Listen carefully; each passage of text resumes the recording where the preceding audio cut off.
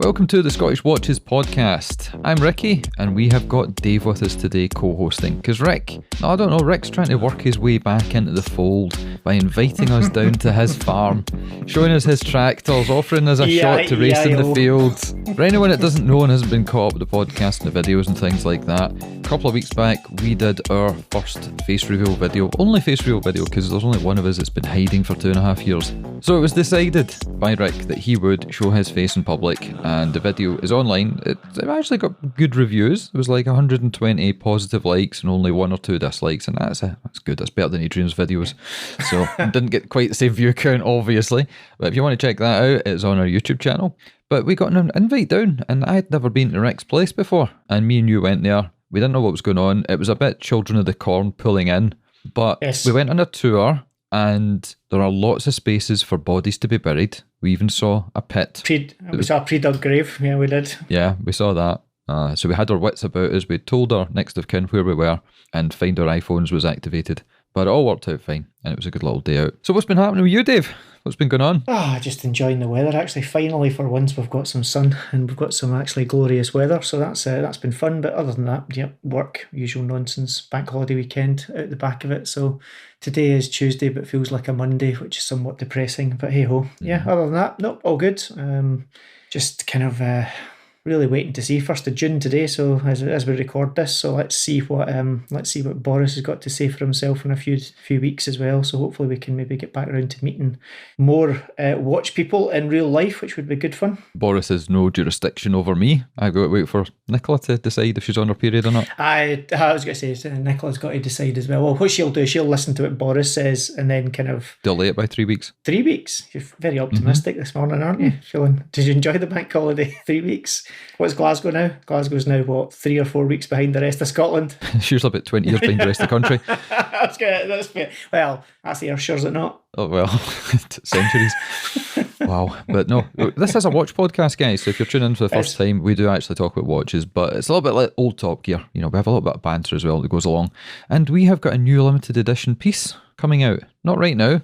Dave, you're looking at me like you don't know what we're talking about here. It's not a video. Listeners can't see what's going on. Yeah, we have some talks happening imminently about some things. So no, I just want you to stay quiet. You can stay quiet. Stay tuned for news coming soon of our next limited edition piece, probably end of year, because we don't want to kick the arse out of it like certain other companies we could mention. But more news on that soon. So that's the watch content out of the way first of all. And the next thing we want to do is get the wrist check done. Dave, what's on the wrist? Technically nothing's on the wrist, but it is beside me. What's on the table? What's on the table? I have my Tudor BB 58925 silver. Excellent. Has it started to tarnish yet? Do you know? Not at all. I have seen a couple of little pictures, stroke videos on social media, YouTube, etc., where I think one guy especially was commenting that his was getting pretty heavily tarnished, going kind of yellow between the lugs and stuff like that. This genuinely, I'm just looking at it in pretty good light here, and I've worn it probably a good 5 or 6 days. And obviously the weather being a bit nicer, it's warmer, so a wee bit of sweat getting on there, and there's certainly not a single mark on it in terms of any tarnishing, and I haven't cleaned it or anything like that, other than giving it a quick, the case back a quick rub off with a wee little cloth when I take it off. A quick ultrasonic bath. a quick 5-hour clean. No signs out in there, and actually the buckle, which is the other bit that would probably tarnish. Dave, I think you're looking after your watches like Forrest Gump taking a rifle apart at the end of the day and rebuilding it. That's what I imagine you doing with your watches every night before you put them away. Got to make sure there's enough lubrication in its movement. Many times have I told you to take that camera that you put into my living room out? I've told you about this. Can I leave the rest that are in the bathroom? The bathroom and the bedroom, they're fine. Just don't leave it in the living room. I've told you about this before. Okay, that's fine. There we go. So no, I'm really enjoying it. Cool little piece that actually. I know that it seems to kind of elicit a few different responses. The one that surprised me more than anything was when I first saw it, the case back. I was a bit, quizzical. It's not that I hated it. I was a bit quizzical about it because, it's a nice enough movement, but it's certainly not got any decoration on it or anything of that ilk. It's just what would we call it? A workhorse movement, So I can't quite Industrial. understand. Yeah, exactly. It's just an industrial, unfinished in terms of decoration movement. I can't quite understand why they put a display case back in it. What did the North flag look like on the back? Because that was the only Tudor that had the display case back, from what I can tell. Yeah, but the North flag would the North flag still been ETA era? I think it was possibly an ETA movement in the North flag, would be my guess. Might have been round about I think it was. I think it was round about the cusp of when they started bringing out their own movements rather than using ETAs, wasn't it? I don't think it was, again, particularly dressed in terms of finishes on that movement, but I don't quite understand why. But that said, it's not nearly as bad in IRL as it is when you see the pictures of it. It's pretty inoffensive, and to be fair, it's against your wrist the vast majority of the time, so it's not as if it really means anything. Although, strangely, the bit that I do find a bit unusual is the little surround that holds the sapphire crystal for the case back. That obviously is the part with the thread that screws into the watch. Yeah, but interestingly, I know that you and Rick were talking about the ceramic launch last week when it came out, and the interesting thing with that is obviously it's got a ceramic case, and it's got, what else is ceramic on it? It's just the case, isn't it? Whereas the crown, the case back, etc. on it are all PVD, and the buckle are all PVD steel. The silver one, actually everything, so the crown tube, the case back, the bezel, the buckle are actually all silver. So it does make me wonder about that ceramic one. I think they've cut corners is the wrong word, but they've obviously not made certain components of the watch ceramic to keep the cost at that kind of $3,500 mark. Here's some news for you. Turns out the North flag has got a manufacturer movement in it that looks bloody the same as the one you've just got there. The rotor looks identical. It's got the full balance bridge, and the caliber in the North flag is the MT5621. This is an MT5400, because I can read it off the movement. Mm-hmm. So the North flag must have been one of the first manufacturer movements then, because North flag's been out for a wee while now, eh? Yeah, that's the one with the yellow highlights on, isn't it? And the power reserve indicator on the front. So that must have been one of the first ones in the manufacturer movement, because that was I think that came out round about the time when the full size black bays were moving from the smiley face ETA movement ones into the manufacturer ones. So yeah, there we go. Turns out 2015 is when the North flag came out. Jesus, there you go. So 6 years ago. 6 years. Funnily enough, that's one of those Tudor watches that nobody ever really talks about. You barely see. You see them in dealer windows, but you never see them on anyone's wrist. When you actually handle one and have a look at it, it's quite a cool watch. It's okay apart from that power reserve indicator. That's the thing that put me off, but that's the thing that always puts me off. So yeah, you've got a bit of a bee in your bonnet about that, because you don't like. I like quite symmetry. A lot of I was going to say there's quite a lot of Grand Seikos you like, but the thing that puts you off is the power reserve, especially the spring drives, isn't it? I would take a Grand Seiko to Kenny Laird and get him to fill and smooth it in, like you used to do with all the modified cars. Get him to buff out the power indicator. That's it. Flush out the hatchback, take off the license plate and the rear wiper. Debadge it and fill the holes in. That's it. Pimp my watch. It's all good. Moving on from that, what have you got on your wrist or on your table or wherever it happens to be? I'm not Rick. I occasionally pretend to be Rick by forgetting, but I'm not actually Rick. Well, I am not wearing anything today, but I'm going to tell you what I was wearing yesterday. What are you wearing yesterday? Because it was so warm in Scotland. I think yesterday's been the warmest day of the year, definitely, but for a very long time. It was about 25 degrees outside at some point, which for us is skin cancer territory. And it was the day of my vaccination. Oh, lucky you. Right. So I had we've not been out for a year, so I'd not really bought much new clothes, because what's the point just wearing them around the house? But I did go out and I did some shopping a couple of weeks back, got some new togs and had a nice new green top on, and I thought, I'll do the whole colour coordinated thing. So I pulled out the Oris Hang edition, and the sun, when that hits that watch, Jesus Christ, it is amazing looking. Such an amazing sunburst. Yeah. As I've said before, better than the Hulk, I believe. Maybe the bezel colour's not quite as good, but the whole display and the way the watch looks, even though it's a big chunky number, fantastic. So I was wearing that yesterday and enjoying it. Went for my vaccine, went in, and because I fall just out with the limits that they have just changed, they offered me AZ. So they offered me the AstraZeneca, and I said no. I said, what else have you got? And they went, we don't have anything else here. And for about half an hour. It's like a drug dealer. What else you got, mate? What else you got, mate? What else you got? It's like going in a watch shop. What else you got? Open the safe. Show me. Don't want any of that gear, mate. Want some of that. Want some of the better gear you've got. I was like to them, listen, none of this counsellor 50-50. I'm after the prop, but they didn't have any. They didn't have the good stuff, the Gucci. Then they spent half an hour trying to convince me to take the AstraZeneca. Now, before people are shouting anti-vaxxer at the radio as they're listening to me, I'm not an anti-vaxxer at all. You were there to get a vaccine, so you're definitely not an anti-vaxxer. I was there for vaccines, so I'm not an anti-vaxxer. I do research on things, and I don't do research on YouTube, so it's not Karen state control YouTube videos and Facebook groups and stuff, but there has been some research that's come out in the last couple of weeks from the Frankfurt University about the reasons why people have had adverse reactions to the AstraZeneca, and it turns out the reason that all these different countries have put age limits in is because the younger you are, or the fitter you are, or the better your immune system is, the more chance your immune system is going to have a real shit time with this. Because the way that this vaccine works is completely different from the Pfizer. So it's an older style vaccine, and it doesn't seem to inject its payload in the proper place. So instead of putting it into the cell nucleus, it kind of misses slightly, and the protein ends up kind of leaking out. And that's where your immune system, if it's sharp, which mine is, because I've not had flu or cough or cold or anything for years and years and years, that's where your immune system goes completely bonkers and starts attacking itself and everything that's going on. So I thought, doesn't sound good. Then it turns out one of my sister's best friends got the AstraZeneca. She's the same age as me, and she ended up in the hospital after a week because her entire body from her neck down is covered in what looks like lesions and hives. The question is, did you get the other one in the end? They didn't have it. It turns out at the end, the place I went to only had the AstraZeneca. So they said, look, you'll be fine. I was like, no, listen, I don't perform well with peer pressure, so I will not be taking that. I will be going home, thank you very much. And I mean, when I went in the place, I was suited and booted for avoiding everything. I had hand wipes because I'd heard when people go for COVID tests, obviously there's a lot of people there that do have COVID. That's where they're there to test. And I thought going to this facility for the actual vaccine itself, there's going to be people there that might have some problems. So I had proper PPE equipment. Did you walk in look like an extra from E.T. when they've got all those polytunnels Breaking outside? Bad? No, close enough.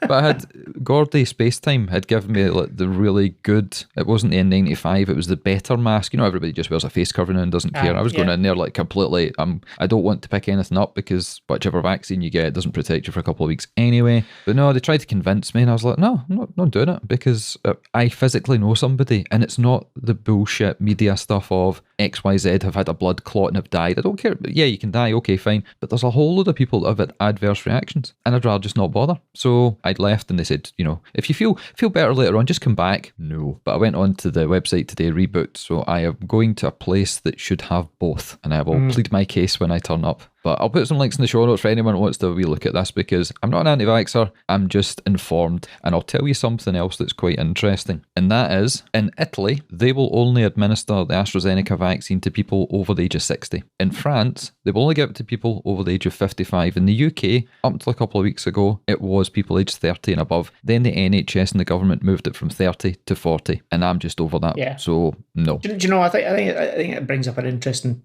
point, and it is a bit off topic for watching for sure, but it's very of its moment. And I think it's interesting that you said that you felt that they spent half an hour trying to convince you. And the thing is, what healthcare workers in general shouldn't be doing is trying to convince you. That's not their job. Their job's not to convince you. Their job's to outline the pros and the cons of any treatment course, no matter what that is. And it's interesting you say that. I've had a few folk kind of with similar, kind of thoughts and said, I've done a bit of research and, there's a couple of options on the marketplace, and this is the one that I would really rather prefer because X, Y, and Z, I've done my research. And, they feel that they were then getting pressurised into, well, tough, you can either have this or nothing. And I think that's a challenging narrative. It's nothing about being vax, anti-vax or anything else. It's about patients having choices, and ultimately you've got the right to choose what you do and don't put in your body. And I think it's a challenging position when you feel that you're being pressurised into something that you shouldn't be getting pressurised into. But hey ho, there we go. Even the woman that was on the phone today when I was rebooking, and I was telling her because she looked at it and went, well, you've been in for, why didn't you get it? And I was telling her, and she went, well, I mean, it's fine. Me and my friends have had it and it's okay. And I'm thinking, listen, I'm not trying to take an ecstasy tablet here. Just because you and your pals didn't have a problem with it doesn't mean everybody's not going to have a problem with it. So it was a little bit odd and confusing, but there we go. So I'm rebooked in for next Tuesday. I'll get my 5G implant. You can join the Microsoft Club. That's it. Anyway, we're here to talk about news. Let's talk about news. There's a few things been going on this week. Well, there is. I managed to go into the new Breitling boutique in Glasgow. Yes. It's the first time because I was in Glasgow for a reason, and that reason Rick really wants to know. and I've told you, and I've told somebody else, but I'm not telling anyone else. And, yeah. We'll not go down that line of question, will we? No, you're in my confidence. So I was in Glasgow for a reason and ended up at the boutique that they've opened on the corner of Buchanan Street and St Vincent Street, St Vincent Place, is it maybe? St Vincent Yeah, Place? it's kind of, if anyone knows Glasgow well, diagonally opposite the Apple store, probably the most, outside the public bogs and diagonally opposite the Apple store is probably the most convenient reference point for it. What was the Swatch store actually? Yeah, it's near Glasgow's world famous public bogs where people used to go in and stand in carrier bags. So yeah, that's not a story for this show. Went into the boutique. I nearly said Bremont Boutique. I've got a Bremont story as well coming up. So I went into the Breitling Boutique, and Stephen, who used to be down at Mappin and Webb, just down the road in Buchanan Street, he's now the assistant manager in there. And I have never seen such a cool looking place. It's obviously a little bit smaller than their major boutiques across the world, but it is so well executed. All the watches look pristine, and one I quite like the look of, and here we go, I quite like the look of it. It's a women's watch. It's the 36mm chronomat, and it's got a polished bezel. It hasn't, what was it Barbara calls it? It hasn't been pinked and shrinked. Yes. It looks great, and with Rolex bringing the Explorer down to 36mm, I think they're doing it a disservice to put that gender naming on it. They should leave that off, because the one with the blue dial and the one I saw, which is more aquamarine, they're absolutely stunning. I got in touch with Breitling's UK marketing manager and asked if we could get a hold of one, because you know how the whole thing at the moment is take gender away from it, unisex watches, blah, blah, blah, women wearing what is known as guys' watches. Well, I'm actually going to take this watch and try it on and do some wrist shots and see how wearing what is supposed to be a woman's watch looks on a dude, and see how that goes. Yeah, I mean, I think that's quite an interesting tact I've taken, as you say, because aside from potentially the argument that the size is a women's size traditionally or modern tradition, it's not, I don't think it's particularly feminine. I don't think it's particularly feminine or masculine for that sake, and you only need to look at, as you say, well, the Explorer's coming down in size, but then look at the OP, the kind of baby pink dialed OP. I think the biggest one they do that in is a 36. And I think I'm trying to have a good think here in my head. I think I've seen more guys wearing the pink 36 OP than I have seen women wearing it. Dare say the reason Rolex didn't make it in a 41 in that pink dial is because they probably thought the pink dial would be more feminine customers, female customers going for it. But actually, experience tells me that from what I've seen, certainly, is that I've seen more males wearing that watch. So I think you might be right. I think it could be a pretty cool looking watch, that Breitling, when you get your hands on it to try it on. It's a nice size. Very wearable. So have you actually been into the new boutique yet and checked it out yourself? I have, yeah. I've been in a couple of times. Well, actually, that's a lie. I've passed by once and had a good look in the window and stuff. And then I popped in yesterday. Actually, I was in town yesterday for although it was bank holiday, a quick work meeting I had to catch up with. And when I was walking back up to the car, I thought I'll have a little quick look in there. It's a good looking boutique, actually. I think it's one of the, it's not the first, but one of the first that's got the kind of new look to it. So it's got a lot less of the old school women sitting on the back of a plane or a rocket type iconography and stuff going on. It's much classier looking kind of venue, I would say, than it is. I think the new London boutique has got that new look to it as well. But yeah, it's a nice looking, welcoming kind of boutique, and it's in a really good location. It's near enough all the other watch shops, maybe a 2-3 minute walk away from them, but it's far enough away that it's beside lots of other popular area of town, whether it's Apple or Starbucks or all these other areas that are around about there. So I'm sure they'll pick up quite a lot of passing trade from folk just having a look in the window and getting enticed in.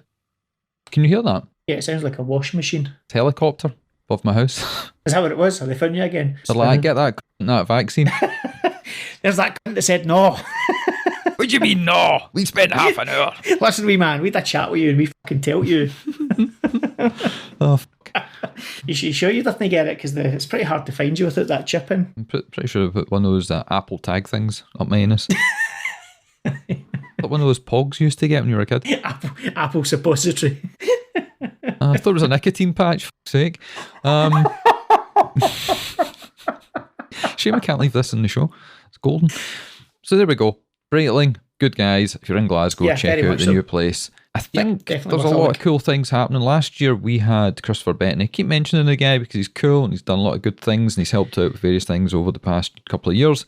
But when I took him on a Scottish Watches tour last summer almost coming up. That would have been, 11 months, nearly 12 months ago now. We did the tour of Glasgow, and then we went to Edinburgh. And Edinburgh as well, I think the new shopping centre is almost ready, if it isn't already. And they've got a ton of cool watch places going to be in there. John Lewis, which is a big part of it, just opened, I think, maybe in the last few days. And I think the actual centre itself, kind of with all the different shops in it, is due to open certainly within the next couple of weeks. I mean, I know they're getting a Breitling boutique. They're getting an Omega boutique as well, I believe. So that'll be the first for Edinburgh for those two. Do you know of any others that are getting there? No, it was just, well, there was talk way back of Watchfinder going in there, but we haven't heard anything about that. Yeah. And they're going to have the multi-brand places as well. Yeah, so expect the usual guys to sort of turn up there. But it's good. It's great for Scotland. It's good between that M8 link between Glasgow and Edinburgh. So people are coming up once there is a little bit more fluidity with travel. And hopefully Glasgow goes down to level 2 and everybody else hits 1. Yeah. Yeah. Because there's going to be some Red Bar meets as well, apparently. Well, we're beginning to kind of put feelers out now to get a kind of feel for what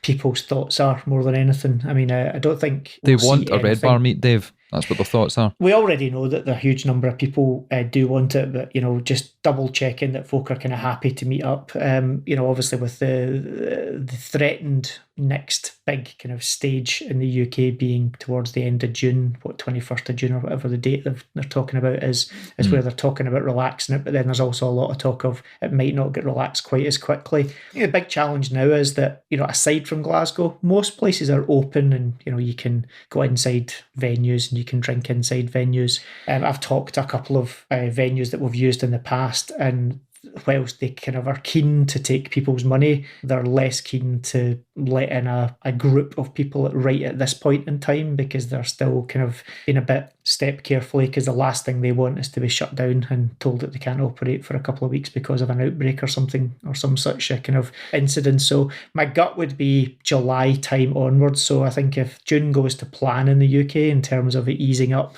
I would like to think that we can do something in July. Again, it's going to be a bit tricky though, because a lot of the kind of chapters and groups have got quite a lot of signed up members, and I still think we're going to be constrained. We're not going to get 100 people in a room going mad on a Friday night or a Thursday night or whatever. So I think there's going to be a few disappointed people in the respect of it's going to be a first come first serve, and it might only be 25, 35, 40 people that are going to be allowed to go to these early meetings, certainly in July time. But it's a start and we can start moving again. So we might need to just organise a few on quick succession, and that's what I was going to suggest. Do a lottery system where the first 25 folk to reply get to the first one, and the next 25 folk can go to the second one. Dave, you can't do that. You'll get DDoSed. Aye, fine. I think I don't know, but just get people to Gmail you. Well, I mean, we just skip out the whole DDoS thing. We just go straight for Gmail anyway. So we go straight for the good juice. Perfect. We learned off the best. You did indeed. Oh, we love you, Ming, so much on this show. Other new things that have been launched this week, which certainly piqued my interest for a couple of reasons, is Swatch Watch of... Dave. What? What's that? No, I'm not. That didn't pique my interest in any way whatsoever. The packaging piqued my interest. What's that? What's that? You've now put that in my head. Thank you very much for that. Enjoy that one, listeners out there in Radioland. You complete Jeremy Hunt. We'll get complaints. Remember, this is a PG exactly. show. I know exactly who we'll get complaints from as well. Yeah. The G-Shock, couple of launches. One that you just intonated at there. Not my thing. The packaging looks quite cool, to be honest, but the watch itself looks pretty unthought through. Doesn't look like there's been a lot of effort put into it, to be honest. Don't know what's your thoughts on it. This is a Casio G-Shock in the traditional form factor of the DW5600 Square, and what they've done is collaborated with Budweiser to make a limited edition piece that looks like a kid's watch that you would have had in the 80s. So for people that are of an age, which me and Dave are, or slightly older, you will remember when digital watches got super cheap in the 80s, and you could go into any local corner shop and they would have a glass display cabinet of cheap, inexpensive digital watches for a couple of quid each. This is what this looks like. Dave, what's the price on this thing? UK, it's going to be 109 UK? Usually they're around about that neck of the woods, aren't they? Maybe even slightly more. Have we got the price of it there? $200 in the States. All right, so it's going to be more in the UK then, isn't it? Was it a US only issue? I think it might have been US only, actually. I haven't seen anything from the G-Shock UK lot on it. Yeah, so that's roughly the same money as the NASA one was, and that would have been, so probably more like 140, 150 UK.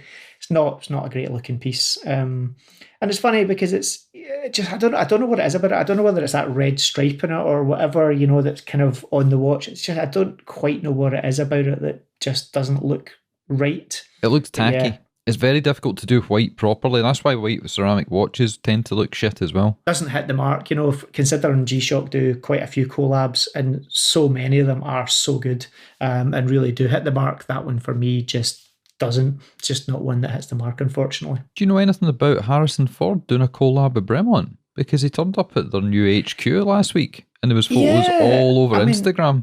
Really, it surprises me that, it's not the kind of place you feel you would just pop into, is it?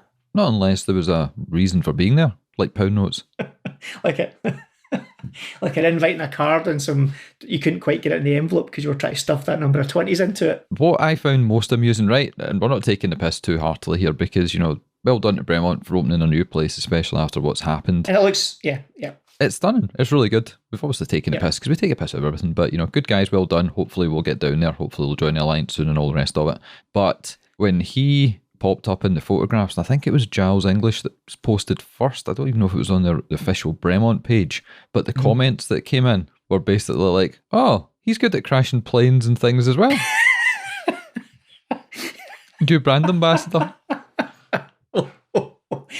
You can always trust social media to just bring you back down to earth with a bump. Boom. 100%. Speaking of social media, if you guys don't follow our female friend Horological Dictionary on Instagram, you're missing out because the memes have been flying thick and fast over the past couple of weeks.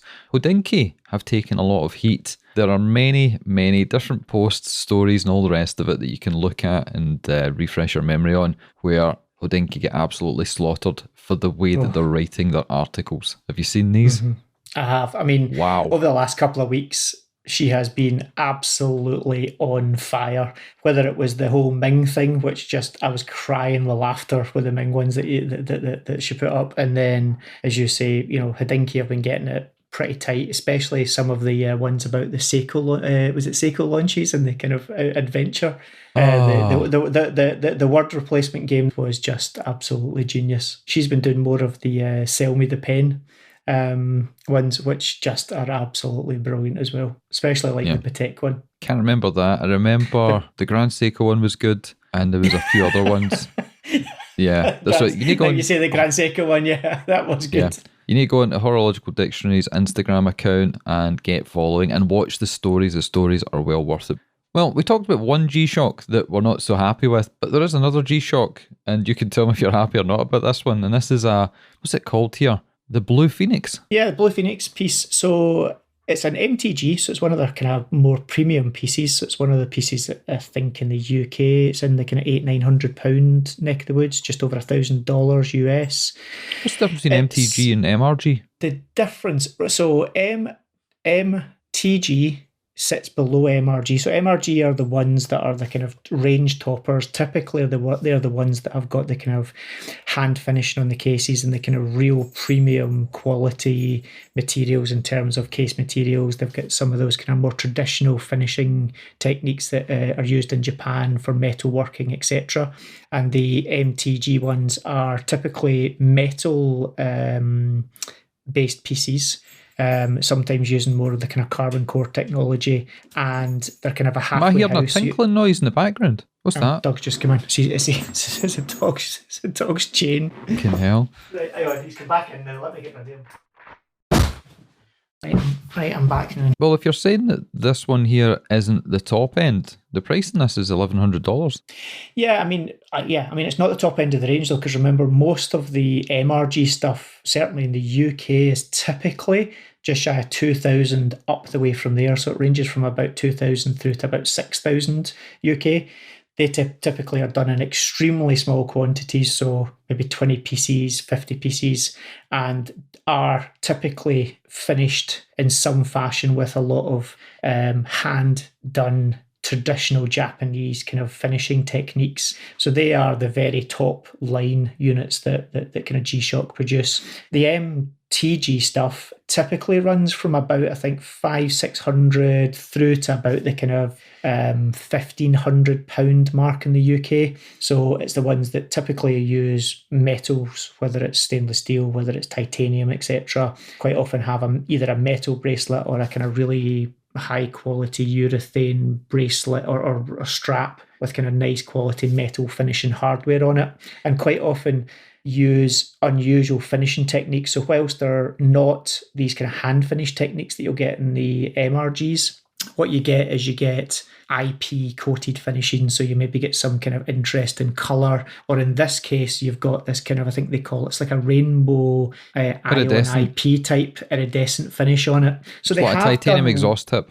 Yeah, it's like a heat treated titanium. Actually, that's a good way of doing it. It gives you that kind of rainbow oil spill type effect on it. They've done it in a couple of pieces before. One last year I think it actually was called the Rainbow, but this one's got a much more colourful dial on it, and that it's got some quite bright coloured printing on the dial and such like. I think it's a great looking piece. I've got the Rainbow piece, so for me this would be too much of a duplication on something that I've got from them already in terms of it's quite similar. This is a thinner case on this one, so it's a slightly more svelte kind of feel to it, although it's still a big watch. I think it's like 57-58 millimeters, but to be fair, for G-Shock, that's not particularly big. But yeah, I think this aesthetically is a great looking piece. I think it's just a bit too much. It's pretty full on, to be fair. Well, having said that, there are a couple of new Casiokes out. There is a blue and translucent, and then there's a almost green army style one. And when I put these on our Instagram, people thought they were modded, but they aren't. They're actually genuine articles from Casio you can get from their website. Yeah, the blue and clear one I actually really like.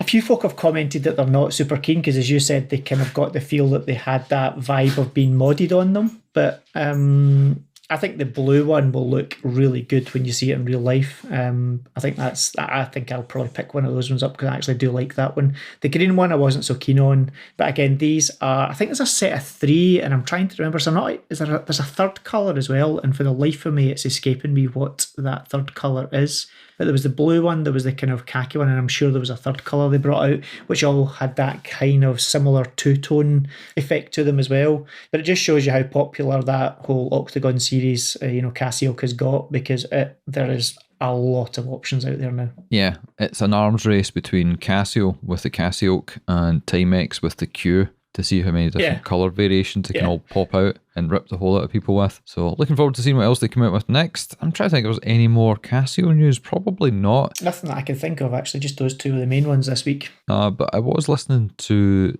the two Cats on 10 and 2 podcast, because Cat had been out on an excursion, sort of a road trip across America, and she was discussing that when she came back. And for their podcast, they're quite straight-laced, they play it straight down the middle, they don't upset people, everything's decent and good, whereas we obviously take the piss a little bit. But then they started talking about feminine hygiene products. I know where this is going.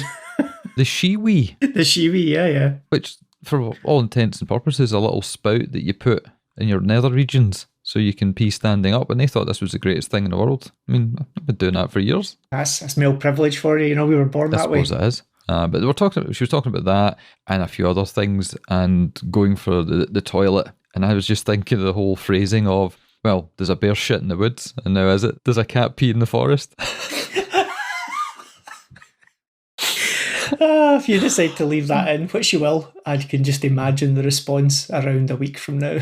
Hey, at least it proves I listen to the show. I've been accused of not listening to the show.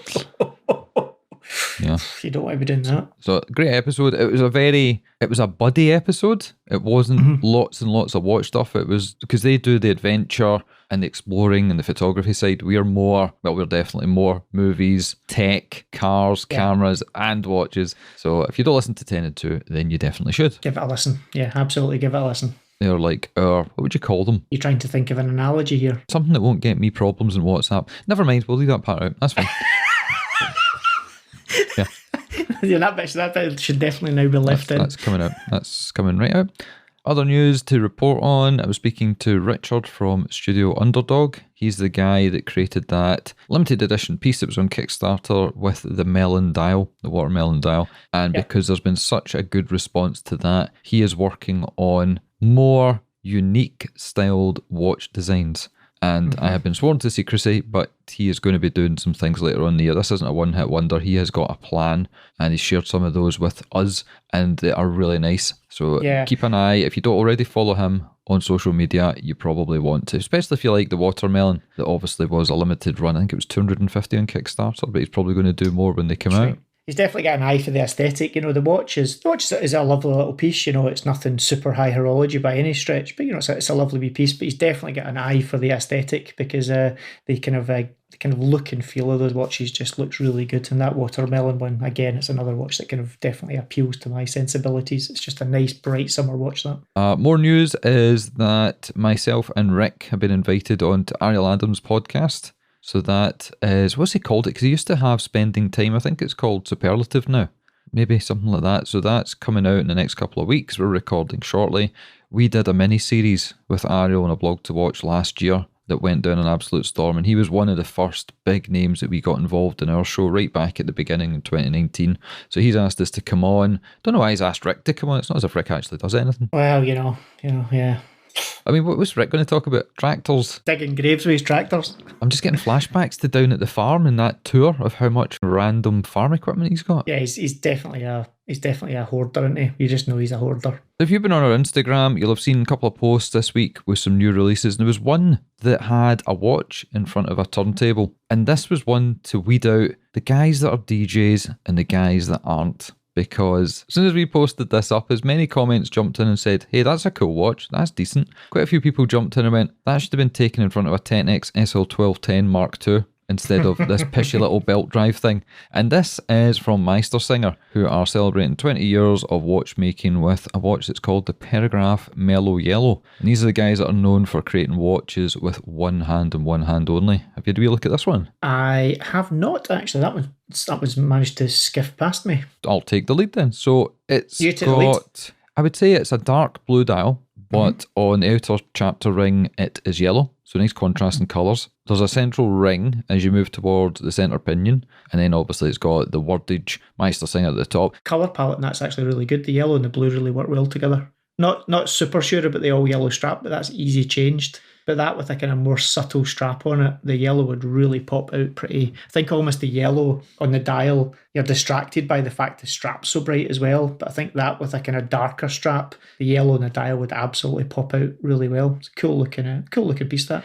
Really underrated brand. There's so many nice little pieces they do that actually when you see them, again, when you see them in real life, the quality is excellent, but they're just a little bit different. I've got a couple of Meistersingers and I really don't wear them enough, but every time I do put them on, I really do enjoy them. There's like three brands that I was introduced to, and that is Youngins, Meistersinger and Müller Glashütte, and they all kind of circle and gravitate towards the same area of horology, and that is interesting looking pieces, almost boutique brands, but with the quality and the heritage to back things up. And this one, it's Meistersinger, but it reminds me of Singer, the way that the dial layout is. Yes. I can see where you're coming from with that. Yeah, it's got that kind of vibe to it, doesn't it? And again, that would be another cracking summer watch. Oh yeah. With those colour palettes.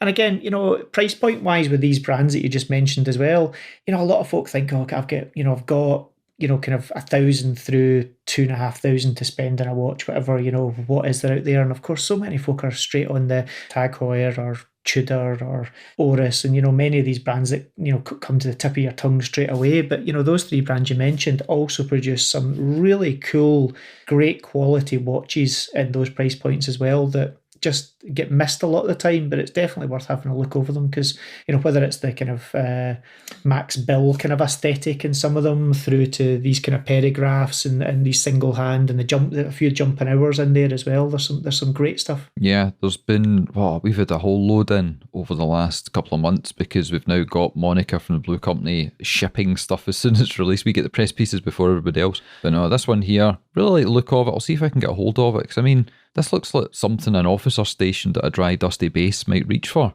It's that kind of watch. Absolutely fantastic. Yeah, looking great. You had something to talk about. Was it a new Oris release that we don't know much about because it's not 1 p.m. yet and there is nothing on it on the internet? We've not even been sent a release under embargo. Yeah, so there's a 1 p.m. UK time today. So I'm guessing that would be what? That'll be noon. That'll be noon European time, CET, I think. So they are announcing a limited edition 250 piece watch, which I believe is a big crown date pointer model, is my understanding of what it'll be, but that's as far as I am aware of what it is. So I'm sure obviously this will go out after the watch is released, so we can get pictures and some little notes stuck into the show notes, care of Mizio, who will be able to do that for us. But I'm sure it'll be another. My understanding anyway is I think it's a kind of the next of the Holstein edition. So obviously last year they did the Holstein edition with the Diver 65 Chrono. So I think this is another Holstein edition. So as to whether it's steel or bronze, that I don't know either yet. So time will tell. Alrighty. Time will tell. Right. This is time for you to do a little bit of a technical deep dive because we were on the phone probably midweek there. And you started telling me about METAS certification and what exactly it means, because this is something of a hot topic just now, because Tudor have waded into Omega territory and have been throwing their weight around, and a lot of people aren't exactly sure what the difference is between COSC, METAS, or even Rolex's superlative chronometer. Yeah, I mean, it is interesting because obviously the big news was when Tudor brought out the ceramic last week, I think it was, the kind of big news, one of the big news pieces on that was that it was the first Tudor to have METAS certification. And well, let's start beginning. Tell us what COSC is, and then tell us what METAS is and the differences between the two. Well, COSC is a kind of longer standing traditional testing standard that's used for movements. So this is something where the movement itself can be elected to be tested to COSC standards. And what that basically means is that when the movements are manufactured and built, they are sent to a testing establishment run by COSC, who run a kind of suite of tests on the movement itself to certify that it falls within given parameters. That lots of brands use that now. It's a paid for service. So again, some brands will elect what may produce movements that are perfectly capable of passing COSC testing, but to keep the price of the watch down, they don't actually have it COSC tested. Some other brands decide to have it COSC tested, pay the extra, but again, ultimately, the end user will pay for that in some fashion within the price of the watch. But you get a beautiful little stamp on the watch or on the paperwork that says it's COSC tested. Yeah, and for that, what they need to do is take the movements before they go into the watch, so it's uncased movements, get sent to the COSC testing centre, then Correct. They're tested in multiple positions for a certain amount of time. And it's very, very basic. Then the part comes back and gets fitted to the watch. The problem is, and has historically been, because it's not tested cased up, lots of things can happen. Even putting a movement delicately into a watch itself, into the watch head, can change the characteristics of how they work. So it's not the greatest idea in the world. Whereas with METAS... So METAS is a kind of more recent testing protocol standard. Now, a lot of people think that METAS is Omega. part of Omega or the Swatch group. Now, that's not technically true, but it's understandable as to why maybe people think that. METAS is an independent Swiss government kind of body, and they are responsible for the kind of upkeep of the METAS standards. So in the same way, maybe in, for example, the UK, you've got British standards who look after various safety standards, etc., to do with different areas of life. METAS is similar. It's a very specific watch standard that's overseen by this Swiss kind of government agency. Now, Omega did and were heavily kind of involved in terms of they were involved in helping put together this structure, but it's not theirs per se. But because they were heavily involved in it, they obviously were aiming to get a huge percentage of the watches that they produce to the standard that would pass METAS. Now, METAS is different from COSC in that it's a standard where the watch itself is tested after it's fully assembled. So the movement is fitted into the watch case, and it's effectively at a point where it would be ready to go to an end consumer. As a battery of tests, it has some tests that are over and above what the COSC tests do. So there's a few extra positions that it's tested at. It's also tested at a fully wound or a nearly fully wound state. And it's also tested at, I believe it's 33%, but around about a third wound or a third of the mainspring being wound status as well. So it's tested at two kind of different ends of the spectrum of use of the watch as well to kind of keep it within spec. It also has a couple of other tests in there like water resistance and pressure testing. Now, most brands, to be honest, will also pressure test and water rate test their watches, but these are both parts that are fully encompassed into the METAS testing protocol as well. The other thing as well is the kind of accuracy part of the watch, which is the bit that most people focus on, is the kind of accuracy window is 0 to +5 seconds. So there's no negative time run allowed in a METAS test. Again, arguably, when you pick a watch up from a retailer that has a METAS testing, like a bit like you mentioned there, Ricky, whereas a COSC test is the movement that's tested, and a batch of movements are sent away, they're tested, they come back, they're then put into watches. What happens in between time, it may be perfectly fine, but it might also get a bump or a knock, and it might be out of tolerance by the time it's actually in the watch. You can probably guarantee that a METAS watch is more likely to be as tested by the time the consumer actually gets that watch as well. So it's just an altogether too, don't they? Yes, they do as well. I mean, it's just an altogether more modern suite of tests and a more complete encompassing set of tests that is available. Now, it's a set of tests that have been available to any brand that want to do METAS testing can do it. It's not something that, is unavailable to others. It's just, typical Swatch industry. There's lots of tradition that goes on, and I think potentially, and this is more me kind of making a kind of supposition here, but because Omega were so heavily involved in it, it maybe potentially put some brands off initially because they thought, Omega are fully engaged in that. We don't want to be seen to copy them or follow in their footsteps or any of these things. But it is in itself an extremely good testing protocol. The other thing, unlike COSC's done in off-site laboratories or testing facilities.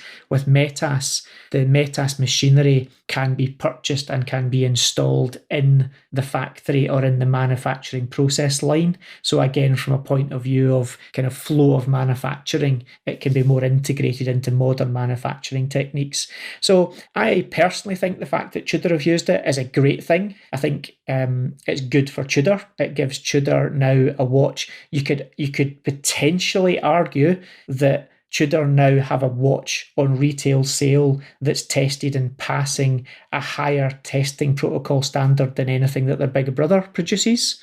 No. Because you can say no, but Rolex self-test. And but they METAS guarantee for 5 years. That doesn't matter if it's independent. They guarantee for 5 years it'll run -2/+2. They do, but there are it's all of these things. It's the big question is, who do you believe and what do you believe and where does impartiality come into it? Yes, Rolex in theory, but people also argue that you've got that 4-second variation in terms of -2/+2 in a Rolex, but there's other people who argue that 0 to +5 is better than -2/+2 because a watch shouldn't run slow at all. So actually you could argue a METAS tested watch that runs 0 to +5 is better than a watch that runs -2/+2 because ultimately, if you look back to the days of watches being used in railways and everything else, the one thing you did not want a watch to do was run slow. So there's lots of variation to it, but let's be honest, Tudor now have a watch out there at a great price point that has METAS certification on it, and that I think is only a good thing for a consumer, that they actually now can have another brand that's producing watches that's tested to these standards. So fair play. And there we go, bit of watch content for the end of the show. Who would have thought? Who'd have thunk it? Right, so there's a bit of Swatch news before we finish up. There is a bit of Swatch news. So there is, I know that G-Shock last year and this year released a couple of special editions with NASA, and it seems to be Swatch's turn. So I believe they release on the 5th of June, which is this coming Saturday, and they've got 5 pieces. They've got 3 of the new bioceramic pieces, and they've got so bioceramic is something they launched a couple of months ago, and it's a new material they're using, which is 2/3 ceramic and 1/3 recycled plastics, to give a case material that's got quite it's got a third content of recycled materials in it. It's quite durable. The plastic content also makes the ceramic less brittle, but it gives you that nice kind of silky, velvety feel that you get from a ceramic case as well. So it's a way that they've kind of managed to get this kind of luxury-esque feel to a case into a Swatch watch at a really accessible price point. So as I say, I think the number is roughly 2/3 of it's ceramic, 1/3 is recycled kind of plastics, and they call it bioceramic. So this is a new material that they're using in the big bold watches. So these are the kind of newer design that launched about a year and a half ago. So there's 3 pieces they've done in the big bold bioceramic, based colour schemes based on the 3 types of spacesuits that have been used by NASA. So there's a white one that was the kind of spacesuits used for kind of spacewalks. There's an orange one, which was the spacesuit used for launches, and there's a blue one, which was the kind of colour that they would wear when they were in the kind of living habitats and they didn't have their spacesuits on. So there's those 3 big bolds with some kind of nice NASA iconography using the worm logo, which is the old kind of 80s logo that's now making a comeback. I believe NASA are about to move back over to the worm logo as well. And they've also got a new Gents, which is a kind of very nice, clear swatch with a silver backing on it. So it's got that kind of spacesuit kind of effect to it. Just nice basic NASA iconography on there as well. And they've got what looks to me, I think it's an irony as well, one of the slim ironies in there. So they all launch on the 5th. And if you're into your NASA, I'm sure there's one of these that will appeal to your aesthetic. Well, if you're into your space stuff, which seems to be a bit of a theme, there is a great Tom Scott video. He's a YouTuber that has got nearly 4 million subscribers, and for good reason. Very, very good content, and he manages to cram all that in the space of 6 to 8 minutes. Bit like Adrian, no bullshit, just straight in, tells you what you need to know and gets out again. And he's got a video that came out just about, under a week ago, called The Long Forgotten History of the British Moon Spacesuit. Watch that. You don't know about Sounds this, good. do you? Your wee eyebrows went up there. Base thing you don't know about. So I'm not going to ruin it for everybody, but if you're into space, go check it out, because the Brits decided to try and design a spacesuit to go to the moon 20 years before NASA did. So it's very sci-fi-esque with lots of things that would probably kill you instantly, but some clever ideas, including being able to slide your hands out of the arm sleeves into the centre and then through the middle so that you could bring in moon rocks and then examine them and climb inside your own little spacesuit and look at things. It's pretty cool. Very cool. So, something a bit different, completely stupid when you look at it in hindsight, but I suppose they were pretty forward thinking, and they thought they could get to the moon, I think, for about £10 million. Yeah. When was that? 19 what? So 20 years before, so we're talking 1950s, were we talking? Early 50s, late 40s. So they thought 10 million, and it was only 10,000 times more. I was going to say, I mean, 10 million in the 1950s was a huge amount of money still, but on the basis that it cost the Americans billions, not that far after that, yeah, they kind of under-egged the budget there, didn't they? By 10,000 times, Tom says. So go and check that out. Mizzy, I will put that in the show notes. Indeed. The final little snippet I've got for your pub quizzers out there in terms of space trivia as well was one that popped up as on the Apollo program, the F1 engines, which were the main launch engines that were used on the Apollo missions on the Saturn V. When the rocket took off at point of launch, the cluster of F1 engines were producing more power than the entire power grid for the whole of the United Kingdom in one day. There you go. That gives you some idea of the level of power that was coming out of that vehicle to get to the moon. That is a unbelievable amount of power. Lovely. And so ends a show. Thank you, Dave, for popping on. Thank you very much for you still actually getting up in time and being on. Yeah, I'm a bit touch and go at the moment because I've not really been sleeping so great. I was out on the bike yesterday. Is that what you call it? No, it's not what you think. Not thinking anything. You're Yes, you are. You're thinking things. So thank you for listening to the show. We are out twice a week, Mondays and Thursdays. If you want to see what else we're up to, Instagram is the best place, at Scottish Watches, our website, scottishwatches.co.uk. We've got multiple YouTube channels. Just do a Google search and you will find stuff. But we're running long, so we're going to head out. So thank you, Dave, and we will catch you again soon. Take care.